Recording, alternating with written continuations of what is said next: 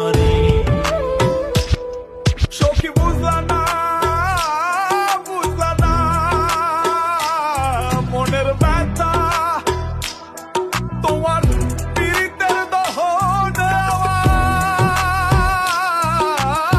পুড়ছে কলিজায়, পুড়ছে কলিজা সখী, পুড়ছে কলিজা।